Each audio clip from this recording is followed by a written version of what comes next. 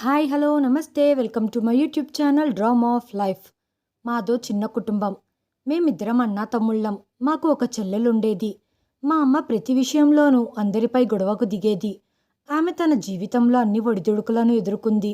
కానీ మా నాన్న చాలా కష్టపడే వ్యక్తి. ఆయనకు ప్రత్యేకంగా ఏ పని పూర్తిగా రాకపోయినా బట్టలు కుట్టే పని మాత్రం ఆయనకు తెలుసు.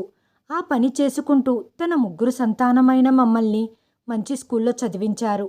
మాకు మా కాళ్ళపై నిలబడగలిగే సామర్థ్యాన్ని కల్పించారు. ఈరోజు నేను ఒక ఉద్యోగం చేస్తున్నాను. మంచి జీతం కూడా వస్తుంది. ఇంట్లో మా అమ్మ మాట మాత్రమే నెగ్గేది. అమ్మ తనకు నచ్చిన అమ్మాయితో నా పెళ్లి చేసింది. నా భార్య మంచి సాంప్రదాయం కలిగిన చదువుకున్న మహిళ.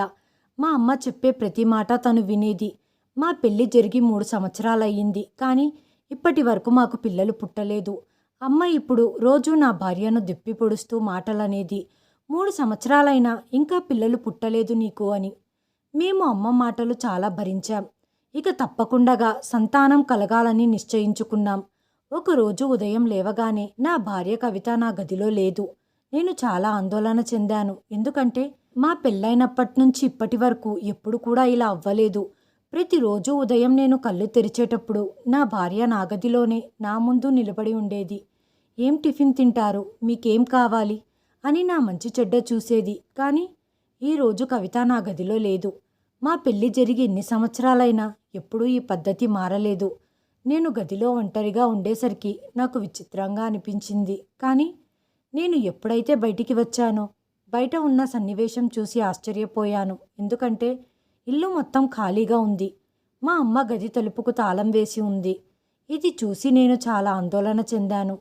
మా ఇంట్లో ఇంతవరకు ఎప్పుడు ఈ పరిస్థితి నేను చూడలేదు. పడుకుంటున్న నన్ను వదిలేసి ఇంతకి వీళ్ళంతా ఇక్కడికి వెళ్లారు? నా మెదడులో రకరకాల ఆలోచనలు రావటం మొదలయ్యింది. కుటుంబంలో ఎవరైనా చనిపోలేదు కదా? అలా అయి ఉండదు. అలా ఏమైనా జరిగి ఉంటే వీళ్ళు నాకు కూడా చెప్పేవాళ్ళు. ఇంట్లో వస్తువులన్నీ ఎలాగంటే అలా పడి ఉన్నాయి. ఇంట్లో దొంగతనం ఏమీ జరగలేదు కదా అని ఆలోచిస్తుండగానే నా భార్య కవిత మరియు అమ్మ ఇంట్లోకి ప్రవేశించారు. వాళ్ళ పైన నా దృష్టి పడేసరికి నేను వాళ్ళ వైపు కదిలాను. ఇంత ఉదయాన్నే మీరు ఎక్కడికి వెళ్లారు అని కంగారుగా అడిగాను. నా భార్య తలదించుకొని నిలబడింది. మా అమ్మ కలగజేసుకొని, బాబు, నీకొక శుభవార్త చెప్తాను. నువ్వు ఆనందంతో గంతులు వేస్తావు. ఆనందంతో మా మొర ఆలకించావు అని ఆ దేవుడి కాళ్ళ మీద పడతావు. అమ్మ ఈ విధంగా చెప్తుంటే నా భార్య తలదించుకొని నిశ్శబ్దంగా వింటూ ఉంది. నాకు విషయం ఏదో తేడాగా ఉంది అని అనిపిస్తుంది. మా అమ్మ చాలా ఆనందంగా ఉంది. కానీ అత్తా కోడళ్ల తీరు ఆకాశానికి భూమికి ఉన్నంత తేడా ఉంది. నా భార్య ఎంత ఆందోళనగా ఉందో మా అమ్మ అంత ఆనందంగా ఉంది. అమ్మ నా చేతులు పట్టుకొని ముద్దాడి, బాబు, ఆ దేవుడు నీకు సంతానాన్ని ఇవ్వబోతున్నాడు. నువ్వు ఆ దేవుణ్ణి ఎంత ప్రార్థించినా తక్కువే. ఈ మాట విని నా గుండె వేగంగా కొట్టుకుంది. నాకు పట్టలేనంత ఆనందంగా అనిపించింది. కానీ నా భార్య ముఖంలో అసలు ఆనంద ఛాయలే కనపడటం లేదు. తను తల దించుకొని చాలా ఆందోళనలో ఉన్నట్టు కనపడింది. నేను నా భార్యతో, కవిత, మనకు పిల్లలు కలుగుతున్నారంటే నీకు సంతోషంగా లేదా అని అడిగాను. ఆమె ఏం సమాధానం చెప్పకుండగా తల దించుకొని గదిలోకి వెళ్ళిపోయింది. కోడలు సిగ్గుపడుతున్నట్టుంది అని అమ్మ చెప్పింది. కానీ కవిత సిగ్గుపడటం కంటే ఆందోళనలో ఎక్కువగా కనిపిస్తుంది. తను నాతో ఏమీ చెప్పకపోయినా తన కళ్ళను చూస్తే నాకు అర్థమవుతుంది. తన ఆందోళనకు కారణం ఏమిటో నాకు తెలియటం లేదు. నేను అమ్మతో తన ఆనందంలో పాలు పంచుకున్నాను. కానీ నా భార్య కవిత ప్రవర్తన వల్ల నా మనసు ఆనందంగా లేదు. నేను గదిలోకి వెళ్ళాను. తను నాతో మాట్లాడకుండగా బయటికి వెళ్ళిపోయింది. తను నా వైపు చూడను కూడా చూడలేదు. తన ఈ పద్ధతి నాకు నచ్చలేదు. కానీ ఇలాంటి ఆనందమైన సమయంలో తనపై కోప్పడాలి అని అనిపించటం లేదు. నేను కొద్దిసేపు తన రాక కోసం గదిలోనే వేచి చూస్తున్నాను. కొద్దిసేపటికి కవిత గదిలోకి వచ్చింది. నేను తన చెయ్యిని పట్టుకొని, మనకు సంతానం పుట్టటం నీకు ఇష్టం లేదా అన్నాను. నేను ఆనందంగా ఉన్నాను. మీరు అనవసరమైన ఆలోచనలతో మీ మనసును పాడు చేసుకోవద్దు. కవిత చెప్పిన మాటలనైతే నమ్మను. కానీ తన మాటలు నా గుండెల్లో గుచ్చుకున్నాయి. తను ఎందుకలా మాట్లాడుతుంది? తన మనసుకు బాధ కలిగించే విషయం ఏదో జరిగింది అని ఆలోచించుకుంటూ గది నుంచి బయటికి వచ్చాను. బయట అమ్మ చాలా సంతోషంగా ఉంది. నాతో చాలా ఆనందంగా తన భావాలను పంచుకుంటుంది. నా భార్య మౌనంగా నిలబడి ఉంది. అప్పుడు మా అమ్మ తనకు 10,000 రూపాయలు కావాలి అంది. ఎందుకంటే నీ భార్య చాలా వీక్గా ఉంది, తనకు రెగ్యులర్గా మేక మాంసం తినిపించాలని డాక్టర్ గారు సలహా ఇచ్చారు. తను అవి తిన్నప్పుడే పుట్టబోయే బిడ్డ ఆరోగ్యంగా ఉంటాడు అన్నారు. చూసావుగా నీ భార్య ఎంత నీరసంగా ఉందో, తనలో రక్తం కూడా తక్కువగా ఉంది. కేవలం డాక్టర్ చెప్పినట్లు చేయటం వల్లే తాను మరియు పుట్టబోయే బిడ్డ ఆరోగ్యంగా ఉంటారు అనింది. అమ్మ మాటలు నాకు చాలా విచిత్రంగా అనిపించింది. అమ్మలో ఒక్కసారిగా మార్పు వచ్చింది. ఇంతకు ముందు కవిత గురించి ఇంతలా పట్టించుకునేది కాదు, కానీ ఈరోజు నా కోడలు కోసం మార్కెట్ నుంచి ఫ్రెష్గా మేక మాంసం తెస్తాను అంటుంది. మా అమ్మ ఇంతకుముందు తన రెండో కోడలతో మేము ఆ కాలంలోనే ఇంటి పనులను సొంత పనులను చేసుకుంటూ పిల్లల్ని కన్నాము, కానీ ఎప్పుడూ విశ్రాంతి తీసుకోవాలి అనే ఆలోచన కూడా రాలేదు. అదే అమ్మ ఇప్పుడు నా భార్యతో నువ్వు విశ్రాంతి తీసుకో, నువ్వు కిచెన్లోకి రావాల్సిన అవసరం లేదు, నీకోసం ఆహారం నేనే స్వయంగా వండి తెస్తాను అంది. ఈ మాటలు నన్ను పూర్తిగా ఆలోచింపజేశాయి. మా అమ్మ తన కోడలితో నేను నీకు ఆహారాన్ని నీ మంచం దగ్గరికి అందిస్తాను, ఇంట్లో పనులన్నీ నేనే చేస్తాను, నువ్వు కాలు కింద పెట్టనవసరం లేదు అన్నంతగా మా అమ్మ మనసు అంత మెత్తదేమీ కాదు. అమ్మలో పూర్తిగా మార్పు వచ్చింది. తానే స్వయంగా తన కోడలి పనులు చేస్తాను అంటుంది. నువ్వేమీ ఇబ్బంది పడనవసరం లేదు అనింది. అమ్మ మాటలు నాకు విచిత్రంగా అనిపించింది. నేను అంతగా పట్టించుకోలేదు. అదే సమయంలో అమ్మ నా దగ్గరికి వచ్చి 10,000 రూపాయలు తీసుకుంది. వెంటనే మార్కెట్కి వెళ్ళిపోయింది. అమ్మ మార్కెట్కు వెళ్ళిన తర్వాత కవితతో నేను మాట్లాడటానికి చాలా ప్రయత్నించాను, కానీ తనలో చాలా విచిత్రమైన మార్పు కనపడింది. తను నా నుంచి ఏదో దాస్తుంది, లేదా నాకు అసలు చెప్పకూడదు అని అనుకుంటుంది అనిపించింది. నాకు తనపై ఎక్కువ ఒత్తిడి చేయాలనిపించలేదు, ఎందుకంటే ఇప్పుడు తను వట్టి మనిషి కూడా కాదు. నాకు మనసులో ఒకే ఆలోచన ఉండేది. కవిత తనకు ఎలా అనిపిస్తే అలా తన జీవితాన్ని గడుపుతూ ఆరోగ్యంగా సంతోషంగా ఉంటే కదా రేపు పుట్టబోయే పిల్లాడు కూడా ఆరోగ్యంగా ఉండేది. ఈ కారణంగానే నేను తనపై ఎక్కువ ఒత్తిడి చేయలేకపోయాను. సాయంత్రం 5 గంటలయ్యింది. ఎవరో ఇంట్లోకి వచ్చిన చప్పుడొచ్చింది. ఆ సమయంలో అమ్మ లోపలికి వచ్చింది. అమ్మ వస్తూ తన చేతుల్లో నల్లరంగు సంచిలో ఒకటి తీసుకొని వచ్చింది. అమ్మా, ఇది ఏంటి అని అడిగాను. దీనిలో నీ భార్య కోసం మేక మాంసాన్ని తెచ్చాను. తను ఇప్పుడు ఒట్టి మనిషి కూడా కాదు కదా, తన ఆరోగ్యం మనమే చూసుకోవాలి కదా అని ఏదో వెక్కిరిస్తూ చెప్పినట్లు అనిపించింది. అమ్మలో చలాకితనం పెరిగిపోయింది. మాటలు కోటలు దాటుతున్నాయి. నేను అన్నీ సహిస్తూ వింటూ మౌనంగా ఉన్నాను. అమ్మ ఆ సంచిని ఫ్రిడ్జ్లో పెడుతూ, ఇది కేవలం కవిత కోసం మాత్రమే, నేను తన కోసమే తెచ్చాను. మీకోసం నేను కోడి మాంసంను తెస్తాను. ఈ సమయంలోనే మనం జాగ్రత్తగా చూసుకోవాలి, లేకపోతే చుట్టుపక్కల వాళ్ళు కోడల్ని సరిగ్గా చూసుకోవటం లేదు, తన ఆరోగ్యాన్ని పట్టించుకోవటం లేదని నానా రకాలుగా మాట్లాడుతారు. అంతేకాకుండా డాక్టర్ కూడా తనని జాగ్రత్తగా చూసుకోమని అన్నాడు. అందుకే బాగా ఖరీదైన మాంసాన్ని తెచ్చాను. ఇది కేవలం కవిత మాత్రమే తినాలి, ఆరోగ్యవంతమైన బాబును జన్మనివ్వాలి అనింది. అమ్మ ఈ విధంగా మాట్లాడుతుందంటే నాకు అస్సలు నమ్మశక్యం కావటం లేదు. ఎందుకంటే అమ్మ ఎప్పుడూ ఖర్చుతో కూడుకున్న పనులు చేసేది కాదు, వస్తువులు కొనేది కాదు. రోజులు ఇలాగే గడుస్తున్నాయి. ఒకరోజు అమ్మ కిచెన్లో మాంసాన్ని వండుతుంది. మమ్మల్ని కిచెన్లోకి కూడా రానిచ్చేది కాదు. ఎవరైనా వస్తే అంతు చూస్తాను అని బెదిరించేది. నేను ఈ మాటల్ని ఏ విధంగా కూడా వ్యతిరేకించలేదు, ఎందుకంటే ఇవన్నీ నా భార్య ఆరోగ్యం కోసం చేస్తుంది కదా అనిపించింది. అమ్మ మాంసం కూరను వండి డైనింగ్ టేబుల్ మీద పెట్టి అందరినీ పిలవటం మొదలుపెట్టింది. కానీ ఆ మాంసం కూర నాకు ఎందుకో వింతగా అనిపిస్తుందో నాకు తెలియటం లేదు. మా అమ్మ వెళ్ళి నా భార్యతో ఆ కూరను తినమని ప్రత్యేకంగా చెప్పింది. కానీ దాన్ని చూడగానే నాకు చాలా ఇబ్బందిగా అనిపించింది. నేను కూడా మాంసం కూరను తినేవాణ్ణి, కానీ ఎందుకో నాకు చాలా వింతగా అనిపించింది. నాకు ఆ కూరను తినాలి అని అనిపించటం లేదు అని నా భార్య కూడా ఈ విషయాన్ని వివరించటానికి ప్రయత్నించింది. కానీ అమ్మ మాత్రం మొండిగా ఉంది. ఏమైందమ్మా? ఎంతో ఖరీదైన ఈ మాంసాన్ని తెచ్చి ఈ కూరను ఎంతో కష్టపడి నీ కోసం తయారు చేశాను, కానీ నువ్వు తినలేకపోతున్నాను అంటున్నావు. ఈ రోజుల్లో పిల్లలు చాలా విచిత్రంగా తయారయ్యారు. ఆరోగ్యానికి మేలు చేసే ఆహారాన్ని తినకుండగా సాయంత్రం వేళలో బయట దొరికే చిరుతిండ్లను తింటూ ఉంటారు. ఇది ఆరోగ్యానికి అంత మంచిది కాదు. అమ్మ యొక్క సుదీర్ఘమైన క్లాస్ విని పాపం కవిత చేసేదేమీ లేక చివరకు ఆ మాంసం యొక్క సూపును తాగటం ప్రారంభించింది. కానీ అమ్మ బెదిరించటం వల్ల, అలాగే భయపెట్టటం వల్ల తను నిస్సహాయంగా మారిపోయింది. కవితను చూస్తుంటే నాకు తన మీద జాలి కలుగుతుంది. నేను కూడా ఆమెతో ఏమీ చెప్పలేకపోయాను. మమత కూడా నిశ్శబ్దంగా సూప్ను పూర్తి చేసింది. మేమిద్దరం కలిసి గదిలోకి వెళ్ళాము. కానీ ఆ తర్వాత ఆమె వైఖరి మళ్ళీ మారిపోయింది. మేము గదిలోకి వెళ్ళగానే కవిత ముఖంలో తీవ్రమైన అసంతృప్తి కనిపించింది.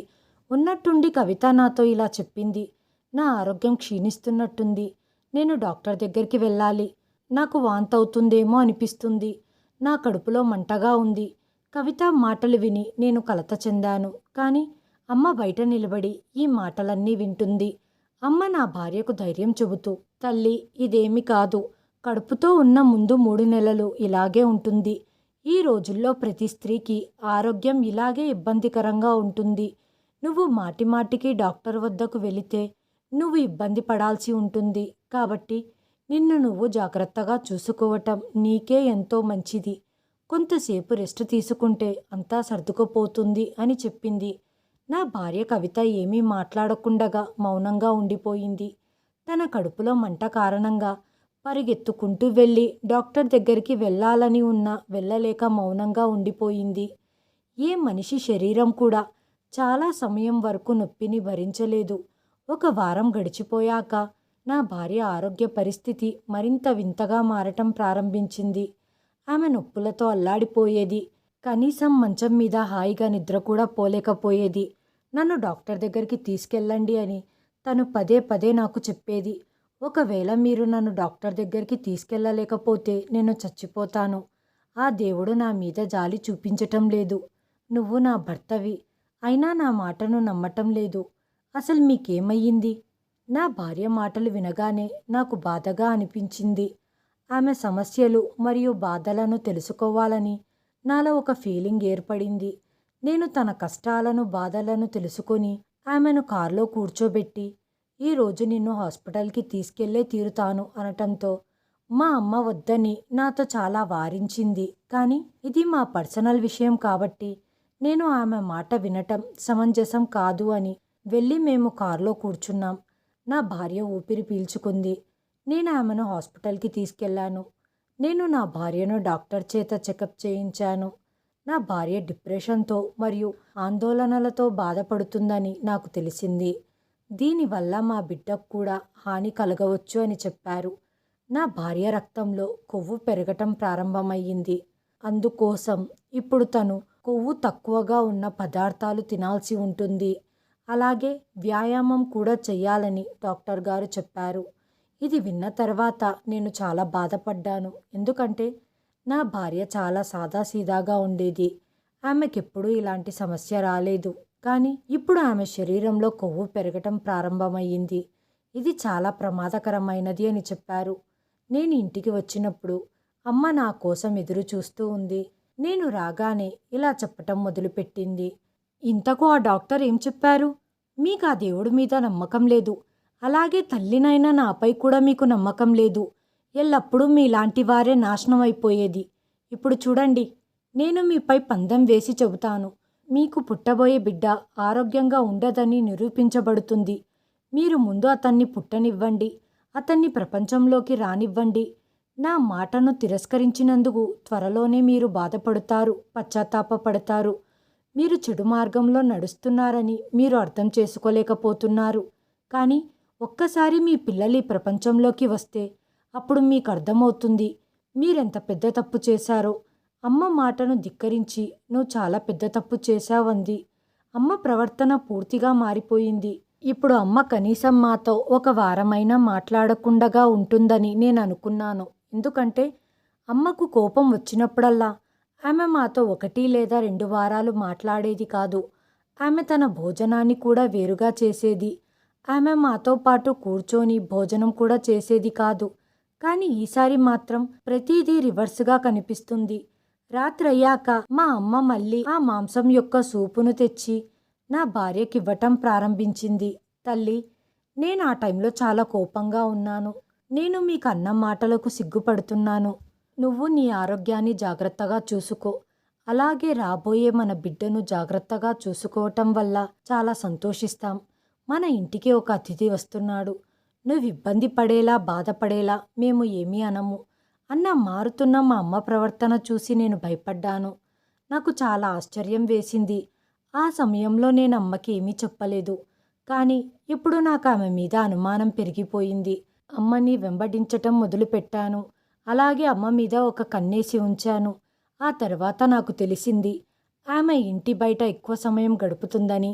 ఆమె చాలా సమయం వరకు ఇంట్లో కనిపించేది కాదు, మాయమైపోయేది. ఈ మాట నన్ను మరింతగా దిగ్భ్రాంతికి గురి చేసింది. ఇప్పుడు నా మనసులో మా అమ్మ గురించి తప్పుడు ఆలోచనలు మొదలయ్యాయి. ఆపై నా భార్య కవిత నాతో ఎటువంటి విషయాలు చెప్పేది కాదు. నేను నా భార్య నుంచి ఎటువంటి సమాచారాన్ని కూడా పొందలేకపోయాను. అందుకే ఏమి చెయ్యాలన్నా అన్నీ నేనే చేయాల్సి వచ్చింది. అందుకే ఇప్పుడు నేను మా అమ్మ చేసే ప్రతి పనిని జాగ్రత్తగా గమనిస్తున్నాను. సమయం సాయంత్రం 7 అయ్యింది. ఇంట్లో ఎప్పటిలాగే చాలా సందడిగా ఉండేది. రోజూ మా అమ్మ ఈ సమయంలోనే ఇంట్లో కనిపించకుండా పోయేది. ఇంట్లో ఎవరి పనుల్లో వాళ్ళు ఉండటం వల్ల అమ్మ గురించి ఎవ్వరు ఎక్కువగా ఆలోచించే పరిస్థితి ఉండేది కాదు. ఎవరో ఒకరు వంటగదిని చూసుకుంటే ఆమె ఇంట్లోనే మిగిలిన బాధ్యతలను చూసుకునేది. సమయం సాయంత్రం 7 అవ్వగానే అమ్మ అందరి కళ్ళు కప్పి ఆమె తన గదిలోకి వెళ్ళిపోయింది. కానీ నేను ఆమెను గమనిస్తూనే ఉన్నాను. ఆమె బయటికొచ్చేసరికి ఆమె చేతులు ఖాళీగా లేవు. ఆమె వద్ద ఒక చిన్న బ్యాగ్ ఉంది. ఆమె ఆ బ్యాగును తన చీర కొంగులో దాచిపెట్టుకోవటం నేను చూశాను. నేను మా అమ్మ వైపు పదే పదే అనుమానంగా చూస్తున్నాను.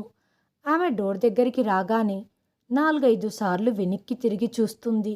ఎందుకంటే తనని ఎవరు చూడకముందే ఇంటి నుంచి బయటికి వెళ్ళాలి అని అనుకుంది. ఆమె ఇంటి నుండి బయటకు రాగానే ఆ బ్యాగ్ని తెరిచి దానిలో ఉండే రెడ్ కలర్ చున్నీని తీసి తన మీద కప్పుకుంది. అమ్మ మెల్లిగా నడవటం ప్రారంభించింది. నేను కూడా మా అమ్మను ఫాలో అవ్వటం ప్రారంభించాను. ఎందుకంటే ఆమె దౌర్జన్యం చేస్తే సహించి మౌనంగా ఉండే రకం కాదు నేను. అమ్మ వెనక ఫాలో అవుతూ నేను చాలా దూరం వచ్చేశాను. మా ఇంటి నుంచి 3-4 కిలోమీటర్లు దూరం వచ్చినట్టుగా నాకు అనిపించటం ప్రారంభమయ్యింది. అమ్మ కూడా చాలా వేగంగా నడుస్తుంది. నేను చాలా అలసిపోయాను. అందుకే అమ్మ వద్దకు వెళ్ళి ఎక్కడికి వెళ్తున్నావు అని అడగాలి అనుకున్నాను. కానీ ఇలాగైతే మా అమ్మ తన నేరం గురించి నాకెప్పుడూ చెప్పదు. ఇలా ఆలోచిస్తూ నేను మా అమ్మ వైపు చూసినప్పుడు అమ్మ ఒక గుడిసెలోకి ప్రవేశించటం నేను గమనించాను. నా ఎదురుగా ఉన్న దృశ్యం చూసి నా కాళ్ళ కింద భూమి లాగేసినట్టుగా అయింది. ఆ గుడిసె బయట నేలపై ఒక గాడిద పడి ఉంది. బహుశా దీన్నిప్పుడే బలి ఇచ్చినట్టుగా కనిపిస్తుంది. అమ్మ అక్కడికి చేరుకోగానే అక్కడ ఉన్న వ్యక్తిని పిలిచి ఇలా చెప్పటం మొదలుపెట్టింది. త్వరగా నాకు 5 కిలోల మాంసాన్ని ఈ డబ్బాలో వేసి ఇవ్వండి. నేను మిగిలిన మాంసాన్ని కొనలేను. కానీ మీకు నష్టం జరగకుండా ఉండేందుకు నేను ఖచ్చితంగా వాటికి డబ్బు ఇస్తాను. ఇప్పుడు మీరు నా కోసం ఎంతో విలువైన అమూల్యమైన మీ జంతువును బలిచ్చారు. ఈ జంతువులు మీ చాలా పనులు చెయ్యగలిగేవి. కానీ నా వల్ల మీరు ఈ జంతువులను బలిచ్చారు. మీ కష్టాన్ని నేను వృధా చెయ్యను అని అమ్మ ఆ వ్యక్తితో చెప్పగానే అతడు కూడా చెప్పటం ప్రారంభించాడు. అమ్మ, ఏం పర్వాలేదు. మీరిప్పటికే నాకు 2 జంతువులకు అదనంగా డబ్బునిచ్చావు. అందుకే అమ్మ నేను మీకోసం ఇంత చేయగలిగాను. మీరు హాయిగా మరియు ప్రశాంతంగా తీసుకెళ్ళండి. మిగిలిన మాంసాహారం గురించి ఆలోచించటం పక్కన పెట్టి వెళ్ళండి. వెళ్ళి ముందు మీ లక్ష్యంలో విజయం సాధించండి. అమ్మా, నాకు మీ మాట మీద నమ్మకం ఉంది. ఇవన్నీ చూసేసరికి నాకు తల తిరిగిపోయింది. నా పరిస్థితి మరింత దిగజారిపోతుంది. నాకు మా అమ్మ మీద కోపం రావటం మొదలయ్యింది. నేను త్వరగా ఆ గుడిసెలోకి వెళ్ళాను. అమ్మా, అమ్మా అంటూ పెద్ద గొంతుతో అమ్మను పిలిచాను. అక్కడ నన్ను చూసి మా అమ్మ ముఖంలో రంగులు మారాయి. ఆమెకు తల మీద ఆకాశం విరిగిపడ్డట్టయింది. అమ్మ నన్ను చూసి ఆశ్చర్యపోయి, బాబూ, నువ్విక్కడికి ఎలా వచ్చావు అని ఆమె ఆందోళనతో తనను తాను నియంత్రించుకోవటానికి ప్రయత్నిస్తుంది.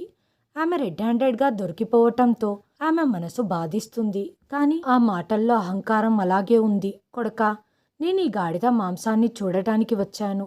నేను ఈ గాడిద మాంసాన్ని నా కుక్క కోసం కొందామని వచ్చాను. నీకు తెలుసు కదా, మార్కెట్లో ఈ మాంసపు ధర ఎంత ఎక్కువగా ఉందో. అమ్మా, నేనంతా చూసేశాను. నువ్వు ఇంకెవరినైనా పిచ్చివాళ్ళను చెయ్యి. నేను ఆమె కళ్ళల్లో సూటిగా చూస్తూ మాట్లాడుతున్నాను. ఆమె నాపై తిరగబడి, నీకేమనిపిస్తుంది?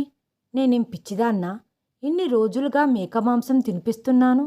మార్కెట్లో దీని ధర ఎంత ఎక్కువగా ఉందో తెలుసా? నీ భార్య కోసం మాత్రమే అంటే నువ్వు డబ్బిచ్చావు. లేకపోతే ఇంట్లో ఖర్చులకి నువ్వు ఒక్క పైసా అన్నా ఇచ్చేవాడివా? ఆ 10,000లోనే నీ భార్యకు మేక మాంసం తినిపించటానికి వీలవుతుందా? నీకు నేను పిచ్చిదానిలా కనిపిస్తున్నానా? సిగ్గులేదా నీకు అనింది. ఆమె మాటలు విని నాకు దిమ్మ తిరిగిపోయింది. అమ్మా, నువ్వెందుకిలా మాట్లాడుతున్నావు? నేను నీకు డబ్బులివ్వటానికి ఎప్పుడూ నిరాకరించలేదు. నువ్విప్పుడు ఏదైతే చేస్తున్నావో అదంతా ద్వేషం వల్ల చేస్తున్నావు. దీనిలో నాది కాని నా భార్య ప్రమేయం గాని ఏమీ లేదు. అమ్మా, నీకు దేవుడంటే భయం లేదా? నువ్వింతసేపు ఏదైతే చెప్పావో చేశావో దాన్ని నేను నీ నుంచి అస్సలు ఊహించలేదు.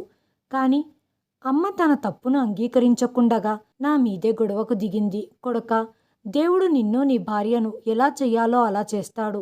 నీ భార్యకు పుట్టబోయే బిడ్డ గాడిదలాగే ఉంటాడు, మనిషిలా ఉండడు. నేను తనకి గాడిద మాంసం తినిపించాను. నువ్వు మీ అమ్మ తప్పు చేసింది అని అపవాది వేస్తున్నావు. కాబట్టి ఆ దేవుడు నిన్ను శపిస్తాడు. నేను ఏదైతే చేశానో అదంతా మీకోసమే, మీ మంచి కోసమే. మొదటి బిడ్డతో నీ భార్యకు లోపల నుంచి శక్తి పెరగాలని చేశాను. కానీ నీకు ధ్యాసంతా నీ భార్య మరియు పుట్టబోయే బిడ్డ ఆరోగ్యం మీద పడింది. నీకిక తల్లితో ఏమవసరం ఉందిలే. ఇక నువ్వు నీ భార్యను ఎంత జాగ్రత్తగా చూసుకున్నా తనకు పుట్టబోయే బిడ్డ ఎంత దారుణంగా ఉంటాడంటే జనాలు వాణ్ణి చూడటానికి అసహించుకుంటారు. ఈ మాట చెప్పి అమ్మ అక్కడి నుంచి లేచి నిలబడింది. అమ్మ నోటి నుంచి ఇలాంటి మాటలు విని నాకు వెన్నులో వణుకు పుట్టింది. నేను అమ్మతో నిజంగానే అమర్యాదగా మాట్లాడానా? ఆమె శాపనార్థాలు పుట్టబోయే బిడ్డకి నా భార్యకు తగులుతాయేమో అని భయం వేస్తుంది. అందుకే తలదించుకొని అమ్మ వెనకాలే నడుచుకుంటూ వెళ్ళాను. నాలో భయం ఉంది. నేను ఎందుకిలా చేశాను? మా అమ్మతోనే గొడవపడ్డాను. కానీ ఆమె చేసింది కరెక్ట్ కాదు. అందుకే నాలో ఓపిక నశించింది. అందుకే నేను అలా చేయవలసి వచ్చింది. నేను తొందరగా ఇంటికి చేరుకున్నాను. నా భార్య ఎంతో బాధతో అలమటిస్తుంది. నేను తనని అలా చూడలేకపోయాను. ఏమయ్యింది అని అడిగితే తను ఆందోళనతో నేను ఈ బాధను భరించలేకపోతున్నాను, నన్ను నేను చంపుకుందామనుకుంటున్నాను అంటూ ఏడ్చింది. నేను తన పరిస్థితిని చూడలేకపోయాను. వెంటనే అంబులెన్స్ని పిలిపించి తనని హాస్పిటల్కి తీసుకెళ్లాను. మాతో పాటు అమ్మ కూడా వచ్చింది. ఆమె చేసిన తప్పుకు సిగ్గుపడకుండగా ఆమె చెప్పిన మాటలపైనే స్థిరంగా గర్వంగా ఉంది. నేను అమ్మతో వీళ్ళ కోసం దేవునితో ప్రార్థించు అన్నాను. ఆమె నా వైపు కోపంగా చూసింది. నువ్వు నా తపస్సును భగ్నం చేశావు. ఇప్పుడు నువ్వు చాలా అనుభవిస్తావు. ఇంకొద్దిసేపట్లో నువ్వెవ్వరికీ నీ ముఖం చూపించుకోలేవు. ఆ దేవుని శాపం నీకు తగులుతుంది. నీకెలాంటి పిల్లవాడు పుడతాడంటే వాడిని చూసి ప్రపంచమంతా వణికిపోతుంది. అమ్మ మాట విని నేను ఆందోళన చెందాను. నేను ఏదైతే జరగకూడదనుకున్నానో అదే జరిగింది. నేను ఎక్కడ అమ్మ శాపనార్థాలు తగులుతాయో అని భయపడుతూ ఉండేవాణ్ణి. కానీ నాకు మొట్టమొదటిసారిగా అనిపించింది ఆ దేవుడు న్యాయం చేస్తాడు, న్యాయం వైపు నిలబడతాడు అని. ఆ దేవుడు కూడా ఎవరి వైపు న్యాయం ధర్మం ఉందో అతని మాటే వింటాడు. మా అమ్మ తన ద్వేషపు జ్వాలల వల్ల నా భార్యకు గాడిద మాంసం తినిపించింది. ఇప్పుడు జరగబోయే తమాషా చూడాలనుకుంటుంది. కానీ ఆశ్చర్యకరమైన విషయం ఏంటంటే ఎప్పుడైతే హాస్పిటల్లో నాకు సంతానం పుట్టిందో ఆ రోజు హాస్పిటల్లో అమ్మ ఏడుపు పెడబొబ్బులు మొదలుపెట్టింది. అందరూ అమ్మ దగ్గరికి వచ్చేసరికి ఆమె తన కాళ్ళు గట్టిగా పట్టుకొని కూర్చొని ఉంది. అందరూ ఆమెకు ఏదో విషపురుగు లేదా జంతువు కరిచి ఉంటుంది అని చెప్పారు. కానీ హాస్పిటల్లో అలాంటివి ఎలా వస్తాయి అని ఆశ్చర్యంగా చూస్తూ ఉన్నారు. ఆ కాటు వల్ల మా అమ్మ కాలు మొత్తం నీలం రంగులో మారిపోయింది. అది ఎంతటి ప్రమాదానికి దారి తీసిందంటే చివరికి మా అమ్మ కాలు తీసేయవలసి వచ్చింది. లేకపోతే తన ప్రాణాలే పోయేవట. దేవుడు న్యాయం చేశాడు అనుకున్నారంతా. ఎలాగైతే అమ్మ దురుద్దేశంతో కీడు చెయ్యాలని అడుగు ముందుకు వేసిందో ఇప్పుడు ఆ దేవుడు ఆ అడుగు వెయ్యలేని స్థితిలో అమ్మని తీసుకొని వచ్చాడు. ఆమెకు అలాంటి శిక్షను విధించాడు. కానీ ఇప్పటికీ అమ్మకు తను చేసిన తప్పుకి బుద్ధి రాలేదు. ఆమె ఏం చెబుతుందంటే, ఇదంతా నీ అజాగ్రత్త వల్లే జరిగింది. నేనైతే అది దేవుడు శాపం అనుకుంటున్నాను. ఎందుకంటే ఆమె ఒక అమాయకురాలి ప్రాణం బలి కొనాలి అనుకుంది. తనని తాను ఎందుకో బలవంతురాలుగా చేసుకోవాలనుకుంది. నా మొదటి సంతానాన్ని చంపేయాలనుకుంది. విచిత్రం ఏంటంటే ఇదంతా తను ఒక దొంగ బాబా చెప్పటం వల్ల చేసింది. తనను తాను బలవంతురాలుగా మార్చుకోవటానికి తప్పుడు దారిలో వెళ్ళింది. ఒకవేళ అమ్మ శాపం నాకు తగిలి ఉంటే, నాకు శిక్ష పడవలసి ఉంటే, నా కొడుకు ఆరోగ్యంగా ఎలా పుట్టి ఉండేవాడు? ఆ బిడ్డ అంగవైకల్యంతో పుట్టి ఉండేవాడు. కానీ నా పిల్లవాడు ఎంతో ఆరోగ్యంగా అందంగా పుట్టాడు. ఆ దేవుడి దయ వల్ల ఇన్ని సంవత్సరాలు నిరీక్షించిన దానికి నాకు మంచి ఫలితాన్నిచ్చాడు. దోషికి శిక్ష కూడా వేశాడు. నేనిప్పటికీ మా అమ్మను ఎంతో అభిమానిస్తున్నాను, ప్రేమిస్తున్నాను. ఎందుకంటే ఆమె ఎంతో ధైర్యవంతురాలు, కష్టపడే వ్యక్తిత్వం ఉన్న మహిళ. కానీ ఇప్పుడు ఆమె అవివేకంతో తనని తాను తప్పుదారిలోకి తీసుకెళ్ళింది. నేను మా అమ్మకి ఇప్పటికీ సేవ చేయాలనుకుంటున్నాను. కానీ ఆ దొంగ బాబా మా అమ్మ మనసును పూర్తిగా మార్చివేశాడు. ఈ కారణంగా మా అమ్మ నన్నే దోషిగా అనుకుంటుంది. ఇప్పుడు మిమ్మల్ని అడుగుతున్నాను, దయచేసి నాకు పరిష్కారం చెప్పండి. మా అమ్మకు ఏ విధంగా అర్థమయ్యేటట్టు చెప్పాలి? ఆమె ఆలోచనలు ఏ విధంగా మార్చాలి? నాకిప్పటికీ మా అమ్మ అంటే భయమే. ఎందుకంటే నా పిల్లవాడికి తను మళ్ళీ ఏమన్నా చేస్తుందని. మీరే చెప్పండి. ఈ పరిస్థితులలో నేనేం చెయ్యాలి? మా అమ్మను ఒంటరిగా వదిలేయాలా? లేక నా భార్య పిల్లల్ని వదిలేయాలా? లేక మా అమ్మకు సేవ చెయ్యాలా? నాకు మీ సలహాలు చాలా అవసరం. నేను చాలా ఆందోళనలో ఉన్నాను. కామెంట్లలో తప్పకుండా తెలియచేయండి. హాయ్ ఫ్రెండ్స్, ఈ వీడియోని చివరి వరకు చూసినందుకు ధన్యవాదాలు. ప్లీజ్ సబ్స్క్రైబ్ చేయండి, లైక్ చేయండి, షేర్ చేయండి, కామెంట్ చేయండి. Thanks for watching.